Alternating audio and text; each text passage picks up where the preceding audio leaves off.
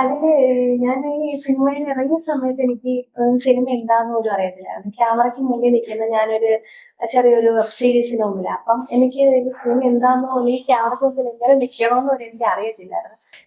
കൃത്യമായിട്ട് ചോദിച്ചു കഴിഞ്ഞാൽ അതിനെ പറ്റി നമുക്ക് ഒരു ഐഡിയ ഇല്ല. കാരണം വെച്ചാൽ ഇതിപ്പോഴും ഒരു മിസ്റ്ററി പോലെ ഒരു സസ്പെൻസ് ആണ്.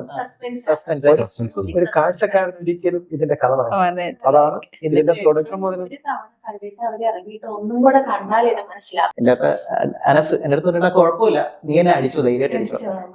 പക്ഷെ എന്റെ കയ്യിൽ നിന്ന് അത് പോയിട്ട് റിയൽ ആയിട്ട് അടി കൊണ്ടിട്ട് ആ അടിയില് ആള് തലചുറ്റിയോടെ വീണു.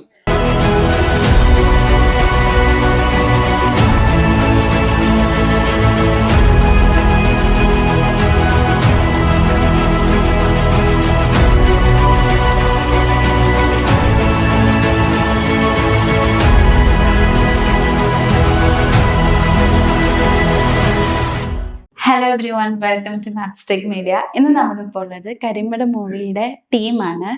ഹായ്. നമ്മൾ മൂവിയിലോട്ട് കടക്കുന്നതിന് മുമ്പ് നമുക്ക് പ്രേക്ഷകർക്ക് വേണ്ടി നിങ്ങളൊന്ന് ഇൻട്രൊഡ്യൂസ് ചെയ്യാമോ? എൻ്റെ പേര് വിവേകാനന്ദൻ. ഞാൻ ഒരു കമ്പ്യൂട്ടർ ഇൻസ്റ്റിറ്റ്യൂട്ട് നടത്തുകയാണ്. എൻ്റെ ആദ്യത്തെ ഫിലിമാണ്. ഞാൻ ഇതിനൊരു വില്ലൻ ക്യാരക്ടർ, മെയിൻ വില്ലൻ അല്ല, ഇതിന് തൊട്ടുതാഴെ വരുന്ന ഒരു വില്ലൻ ക്യാരക്ടറാണ് ചെയ്യുന്നത്. വളരെ നാളത്തെ ആഗ്രഹമായിരുന്നു ഒരു ബിഗ് സ്ക്രീൻ സിനിമ. അതിലെ ഷോർട്ട് ഫിലിമുകളാണ് ഞാൻ ചെയ്തുകൊണ്ടിരുന്നത്. വളരെ വ്യത്യസ്തമായ ഒരു അനുഭവമായിരുന്നു. എൻ്റെ സുഹൃത്തുക്കൾ തന്നെയാണ് എൻ്റെ ഡയറക്ടറും അതുപോലെ മെയിൻ ക്യാരക്ടർ ചെയ്ത ആളൊക്കെ.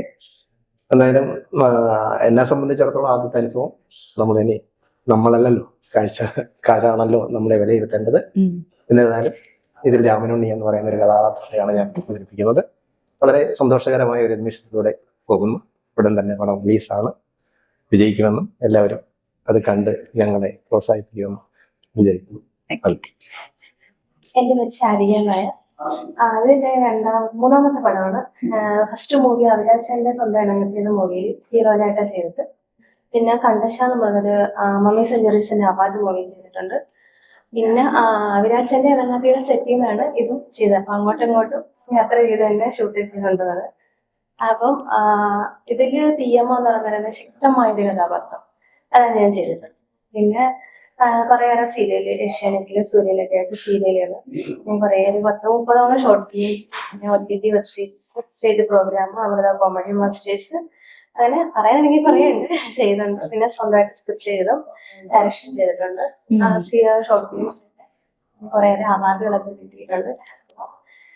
ഇതാണ് എന്നെ കുറിച്ച് എനിക്ക് പറയാനുള്ളത്. പിന്നെ ബാക്കി ഇനി പടത്തെ കുറിച്ചാണ്, അത് പറയാം.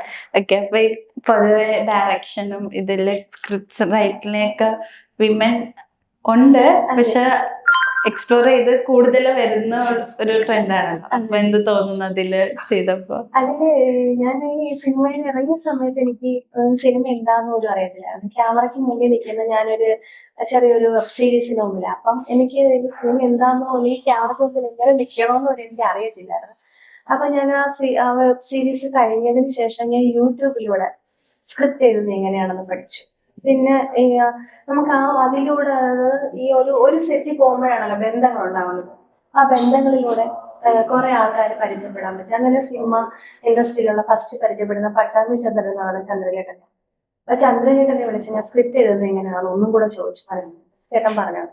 അതിനുശേഷം സ്ക്രിപ്റ്റ് എഴുതി തുടങ്ങിയപ്പോൾ എനിക്ക് ഡയറക്ഷൻ ചെയ്യണമെന്നൊരു ആഗ്രഹമായി. അങ്ങനെ ഡയറക്ഷൻ പഠിക്കാൻ തുടങ്ങി. ഞാൻ ഓൺലൈൻ വഴി ഫിലിം ഇൻസ്റ്റിറ്റ്യൂട്ടിലെ ഡയറക്ഷൻ ഇപ്പോഴും പഠിക്കുന്നത്. അപ്പം അതിങ്ങനെ നടന്നുകൊണ്ടിരിക്കുന്നത്. എന്തായാലും അടുത്തൊരു ഇപ്പൊ ഒരു 3 ഷോർട്ട് ഫിലിംസ്, ഒരു വെബ് സീരീസ് ഞാനായിട്ട് ചെയ്തിട്ടുണ്ട്. ഇനി എനിക്കത് സിനിമയാക്കണം എന്നാണ് ആഗ്രഹം. അതിലേക്കുള്ള ഒരു കയറിക്കൊണ്ടിരിക്കുകയാണ്. ഇപ്പം നിലവിൽ 3 പടങ്ങൾ ഇപ്പൊ ചെയ്യുന്നുണ്ട്. ലൊക്കേഷനിൽ നിന്നാണ് ഇങ്ങോട്ട് വന്ന വയനാടിന്ന്. ഞാൻ ശ്രീനിവാസിനോട് മൂവി ചെയ്യുന്നുണ്ട്. പിന്നെ കൈലാഷിനോട് മൂവി ചെയ്യുന്നുണ്ട്. തമിഴ് ഹീറോയിനായിട്ട് ചെയ്യുന്നുണ്ട്. അവിടെ നിന്നാണ് ഇങ്ങോട്ട് തിരിയാൻ അങ്ങോട്ടോ. എന്റെ പേര് ജിബിൻ ജോയ് എന്നാണ്. കൊല്ലത്താണ് വീട്. ഞാൻ പ്രൊഫഷണലി ഒരു മെഡിക്കൽ റെപ്രസെന്റേറ്റീവ് ആണ്.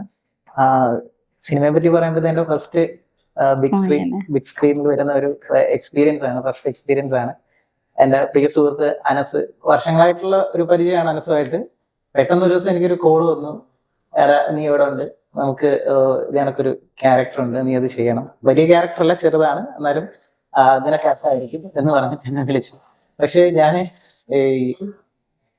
ഈ കഥാപാത്രത്തെ പറ്റി കേട്ടപ്പോഴത്തേക്ക് ഞാൻ ഞെട്ടിപ്പോയി. കാരണം വേറെ ഒരു എന്റെ ഒരു അപ്പിയറൻസിന് പറ്റുമല്ലോ എന്ന് എനിക്ക് ഒരു സംശയം ഉണ്ടായിരുന്നു. പക്ഷെ അനസ് എൻ്റെ അടുത്ത് പറഞ്ഞു, ഡയറക്ടർ ഉൾപ്പെടെ എൻ്റെ അടുത്ത്, അമലാദ് എൻ്റെ അടുത്ത് പറഞ്ഞു, നീ ചെയ്യും, ഓക്കെ കുഴപ്പമില്ല എന്ന് പറഞ്ഞു. അങ്ങനെ ഒരു വ്യത്യസ്തമായിട്ടൊരു ക്യാരക്ടർ, ഒരിക്കലും ഞാൻ ഒരു പ്രതീക്ഷിക്കാത്ത രീതിയിലുള്ള ഒരു അപ്പിയറൻസ് ഒരു കഥാപാത്രമാണ് കിട്ടിയത്. പിന്നെ സ്കൂൾ കോളേജ് കാലം തൊട്ടേ ഞങ്ങള് ഈ പറഞ്ഞ പോലെ ഷോർട്ട് ഫിലിംസും ആൽബംസും ഒക്കെ ചെയ്ത് കുറേയധികം ഈ ഒരു മേഖലയിലേക്ക് എത്തിപ്പെടാനായിട്ട് ട്രൈ ചെയ്യുന്നുണ്ടായിരുന്നു. അങ്ങനെ എവിടൊക്കെയോ വെച്ച് എന്തൊക്കെയോ ചെറിയ ചെറിയ കാര്യങ്ങൾ ചെയ്തിട്ടുണ്ട്. പക്ഷെ ഭയങ്കര സന്തോഷമുള്ളൊരു നിമിഷമാണിത്. ഫസ്റ്റ് ടൈം ആണ് ഇങ്ങനെ ഒരു ഇന്റർവ്യൂ പോലും ഒരു സ്റ്റേജിൽ എല്ലാവരുടെയും കൂടെ ഇരിക്കുന്നത്. ഞാൻ അവിരാജന്റെ സ്വന്തം നദി എന്ന് പറഞ്ഞ മൂവിയിൽ നായികയായിട്ട് ചെയ്തെങ്കിലും അന്നൊന്നും ഞങ്ങൾക്ക് ഒരു ഇന്റർവ്യൂ അവർ തന്നിട്ടില്ല. എനിക്ക് അതില് നായികയായിട്ട്, അതായത് ആദ്യം പോലെ അവസാനം വരെ ഉണ്ടെങ്കിലും ഇതിൽ ഏകദേശം ഒരു പകുതിയോളം കുറച്ച് ഉണ്ടെങ്കിലും എനിക്ക് ഏറ്റവും ബെറ്റർ ആയിട്ട് തോന്നിയത്, ഏറ്റവും ഇഷ്ടപ്പെട്ടത് ഈ ഒരു പടം. ഈ ഒരു പടം ഒന്ന് റിലീസ് ആവാൻ വേണ്ടി 2 വർഷമായിട്ട് ഞങ്ങൾ കാത്തിരിക്കുക. 2 വർഷം. ജനുവരി 21 എന്റെ മൂവി ഇറങ്ങി. ആ സമയത്ത് ഇത് ഷൂട്ട് നടന്നു. അപ്പം 2 വർഷം കൊണ്ടാണ് ഞങ്ങൾ ഈ പടം തീർത്തത്. അത്രത്തോളം ഇതിന് എഫക്ട് എടുത്തിട്ടുണ്ട്. എന്നുവെച്ചാൽ ആരും വെപ്രാളപ്പെട്ട് കഷ്ടമൊന്ന് ആർക്കും ഈ സെറ്റിൽ വന്നിട്ട് ഒരു ബുദ്ധിമുട്ടുണ്ടായിട്ടില്ല. എന്താണ് പേടിപ്പിച്ചോ അത് ചെയ്ത് അങ്ങനെയൊന്നുമില്ല. എല്ലാവരും ഫ്രണ്ട്ലിയാണ്. അതുകൊണ്ട് നമുക്ക് ആ സെറ്റിൽ ഒരു പ്രശ്നമില്ല. ഒരു സന്തോഷം സമാധാനമൊക്കെ ആ സെറ്റിൽ നിന്ന് വീട്ടിലോട്ട് പോകുമ്പോഴാണ് വിഷമം. അത് ഈ ഡയറക്ടർ ആണെങ്കിലും നമ്മുടെ ഈ ക്യാമറമാൻ സാധാരണ ഒരു ഇങ്ങനെ ഒരു ഫീൽഡിൽ നിൽക്കുമ്പോഴത്തേക്ക് ചിലപ്പം ആരെങ്കിലും നമ്മളെ ഒന്ന് ഇറിറ്റേറ്റ് ചെയ്യാനോ അല്ലെങ്കിൽ നമുക്ക് നമ്മുടെ നിന്ന് ഒരു ദേഷ്യം കാണിക്കാനോ ക്യാമറമാൻ അല്ലെങ്കിൽ ഡയറക്ടറുടെ ദേഷ്യം വരാറുണ്ട്. പക്ഷെ ഇത് അങ്ങനെ ഒന്നും ഇല്ല. നമ്മളോടൊപ്പം തന്നെയാണ്. ഭയങ്കര ഹാപ്പി ആയിട്ട് ചെയ്തൊരു. നമസ്കാരം, മഴവ് ശ്രീകുമാർ എന്നാണ് എൻ്റെ പേര്. ഞാൻ പാലത്തോളം ഷോർട്ട് ഫിലിമും മ്യൂസിക്കൽ ആൽബവും ചെയ്തിട്ടുണ്ട്. അപ്പൊ ഇതിൽ തന്നെ നമ്മുടെ നായകനായ അനസ് പ്രോയെ എഴുതി സംഗീതം നൽകിയ നമ്മുടെ സെക്കൻഡ് ഹീറോ ആയ അനീഷ് അമ്മേജ് ശിശിരു എന്ന് പറയുന്നത് രേണു സുധിയായിട്ടുള്ള അത് ഡയറക്ട് ചെയ്തിട്ടുണ്ട്. അപ്പൊ ഇതിൽ ഒരു വ്യത്യസ്തമായ കഥാപാത്രം ചെയ്യുന്നത് ഈ നായകന്റെ ഒരു ആശാനായിട്ടാണ്. വളരെ മേക്ക് ഓവർ ചെയ്ത് പ്രായമായ കഥാപാത്രമായിട്ടാണ് ചെയ്യുന്നത്. എനിക്ക് നല്ല പ്രതീക്ഷയുള്ളൊരു കഥാപാത്രമാണ്. അപ്പോ ഈ കരിമ്പലം മൂവിയുടെ ജോൺറ ഏതാണ് എന്ന് നിങ്ങൾക്ക് അറിയോ? കൃത്യമായിട്ട് ചോദിച്ചു കഴിഞ്ഞാൽ അതിനെ പറ്റി നമുക്ക് ഒരു ഐഡിയ ഇല്ല. കാരണം വെച്ചാൽ ഇതിപ്പോഴും ഒരു മിസ്റ്ററി പോലെ ഒരു സസ്പെൻസ് ആണ്. സസ്പെൻസ് ഒരു കാഴ്ചക്കാരൻ ഒരിക്കലും ഇതിന്റെ കഥ അതാണ് ഇതിന്റെ തുടക്കം മുതൽ. ഒരു തവണ കണ്ടിട്ട് അവര് ഇറങ്ങിയിട്ട് ഒന്നും കൂടെ കണ്ടാലേ ഇത് മനസ്സിലാക്കും എന്നുള്ള ആർഡേക്സ് എന്ന് പറഞ്ഞ സിനിമ നമ്മൾ ഒരു വട്ടം കണ്ടാൽ നമുക്ക് മനസ്സിലാക്കി. രണ്ടാമത് ഒന്നും കൂടെ കണ്ടാലേ ആ പടത്തിന്റെ ഫുള്ള് കഥ എന്താണെന്ന് മനസ്സിലാക്കാൻ പറ്റും.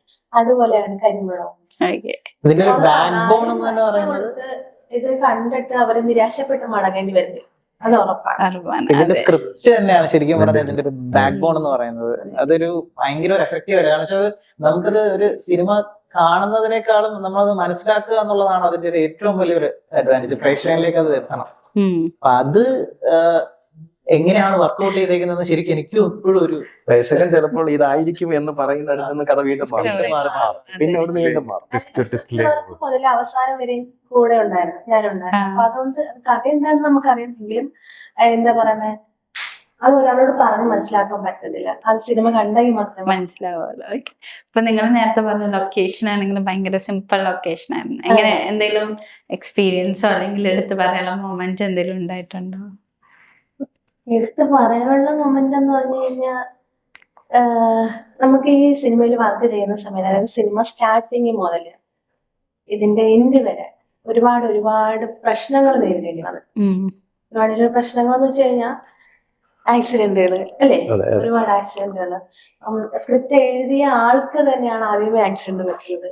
എവിടെയാണ് സ്ക്രിപ്റ്റിനകത്ത് എഴുതിയതുപോലെ തന്നെ, അതായത് നായകന് സംഭവിക്കുന്നത് പോലെ തന്നെ ഒറിജിനലി സംഭവിച്ചു.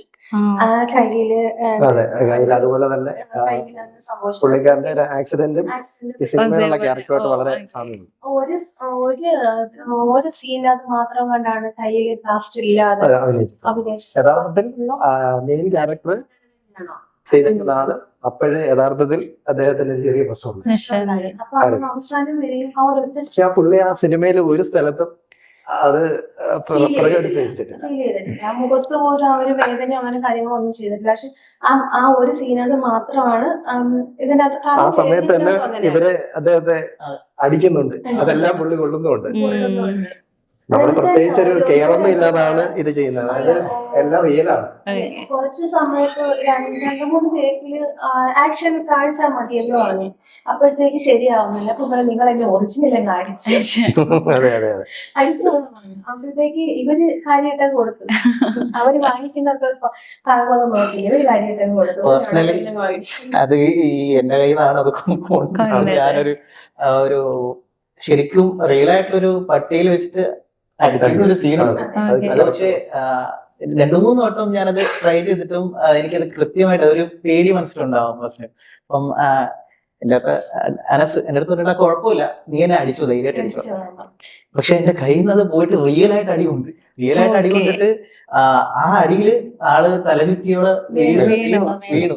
അപ്പൊ അങ്ങനെ ഒരു സിറ്റുവേഷൻ ഞാൻ തന്നെ ഭയങ്കരമായിട്ട് പേടിച്ചു പോയി. പക്ഷെ അവനത് ആ ഒരു പോസിറ്റീവ് വൈബിൽ എടുത്ത് ആ ഒരു സിനിമയുടെ ഒരു മൊമെന്റത്തിലോട്ട് വന്നപ്പോഴത്തേക്കും അത് നമ്മളെല്ലാവരിലേക്കും അത് സ്പ്രെഡ് ആയി. അത് ഭയങ്കര ഒരു എഫക്റ്റീവ് ആയിട്ടുള്ള ഒരു മൊമെന്റ് ആയിരുന്നു. ജീവൻ നവോദയ ഒരാള് ഓടുന്ന വഴിക്ക് അത് വീഴുന്നുണ്ട്, അത് സീനിലുണ്ട്. അത് യഥാർത്ഥത്തിൽ വീഴുന്നു, യഥാർത്ഥത്തിൽ വീഴുന്നു, തെറിച്ച് വീഴുന്നുണ്ട്. അത് ഞാൻ എടുത്തു. വീഴുന്നതായിട്ട് വീഴണമെന്ന് പറഞ്ഞിട്ടില്ലായിരുന്നു, പക്ഷെ ആള് തെറിച്ച് വീണോ അത് ഒറിജിനലി അങ്ങ് എടുത്തു. അത് നമുക്ക് സിനിമയ്ക്ക് ഒരു ഇമ്പാക്ട് ആയി. ഇത് തുടക്കം മുതൽ ഒടുക്കം വരെ ഒരു കോർഡിനേഷൻ ആയിരുന്നു. എനിക്ക് അതിനുള്ളൊരു ഭാഗ്യം ഉണ്ടായിരുന്നു. അപ്പൊ ആ തുടക്കം മുതൽ ഒടുക്കം വരെ ഒരുപാട് സ്ട്രഗിൾ ചെയ്ത്, ഈ പറഞ്ഞ പോലെ ഈ ആക്സിഡന്റ് ഒക്കെ ഉണ്ടാവുന്നതെന്ന് പറഞ്ഞാൽ എല്ലാവരും ഉറക്കമൊഴിഞ്ഞും സംവിധായകനും ഇതിലെ മെയിൻ ക്യാരക്ടർ ചെയ്യുന്നവരും എല്ലാവരും അവരവരുടെ പണിയേക്കാൾ കൂടുതൽ ജോലി, അതായത് ഒരുപാട് സ്ട്രെയിൻ ചെയ്ത് തന്നെയാണ് ഇത് എടുത്തത്. അതിൻ്റെതായ അങ്ങനല്ല, അങ്ങനെയൊന്നും ചെയ്യുന്നുണ്ട്. എല്ലാവരും അവരവരെ ചെയ്യുന്ന കഴിയുന്ന രീതിക്ക് ചെയ്തിട്ടുണ്ട്. അതായത് സെക്കൻഡ് ഹീറോയിനാണ് ഫുഡ് വാങ്ങിക്കാൻ അതെ പോകുന്നത്. അതെ. എല്ലാ ലൊക്കേഷനുകളും വളരെ മനോഹരമായ ലൊക്കേഷനുകളാണ്. അതെ. അമ്പനാട് എസ്റ്റേറ്റ് എല്ലാം വളരെ മനോഹരമായ ലൊക്കേഷനിലാണ് ഇത് ചിത്രീകരിച്ചിരിക്കുന്നത്. അപ്പൊ നമ്മുടെ മൂവി August 7th റിലീസ് ആകുമ്പോൾ എന്താ നമ്മുടെ പ്രേക്ഷകരോട് പറയാനുള്ളത്? പ്രേക്ഷകരോട് പറയാനുള്ളതെന്ന് വെച്ചാൽ, ഞങ്ങൾ ഇത് ആദ്യമേ തുടക്കത്തിൽ ചെറിയ പടമെന്നാണ് വിചാരിച്ചത്. പക്ഷെ ചെറിയ പടമല്ല, നിങ്ങളിത് കാണുക, നല്ല പടമാണ്. ഇതെല്ലാവരും കാണുക.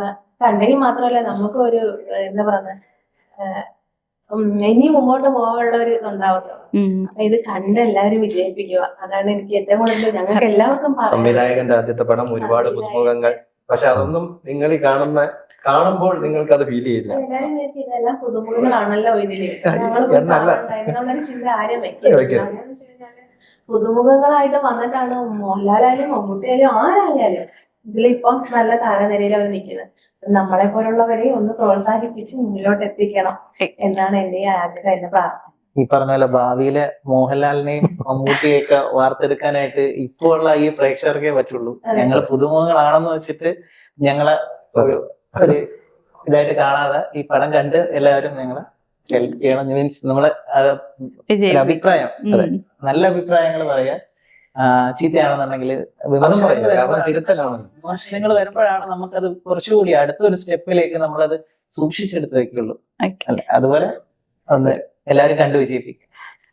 തീർച്ചയായും ഇത് കണ്ടതിന് ശേഷം നിങ്ങളുടെ എല്ലാവരുടെയും അഭിപ്രായങ്ങൾ അറിയിക്കണം. ഇത് കാണാതെ ഒരു റിവ്യൂ കൊടുക്കരുത്. കണ്ടിട്ട് നിങ്ങളുടെ എന്ത് അഭിപ്രായമാണെങ്കിലും അത് ഞങ്ങളെ അറിയിക്കണം. അതിന് സന്തോഷമുണ്ട്. അപ്പൊ ഞങ്ങൾക്ക് മുന്നോട്ട് പോകാനുള്ള പ്രചോദനമായിരിക്കും അത്. അത്രയാ. ഈ പറഞ്ഞ പോലെ തന്നെ സിനിമ വൻ വിജയകരമായിട്ട് ആശംസിക്കുന്നു. നിങ്ങളും എന്താ നല്ല നല്ല കഥാപാത്രത്തെ ഞങ്ങളുടെ മുന്നിൽ എത്തട്ടെ എന്ന് ആശംസിക്കുന്നു. Thank you so much. Thank you.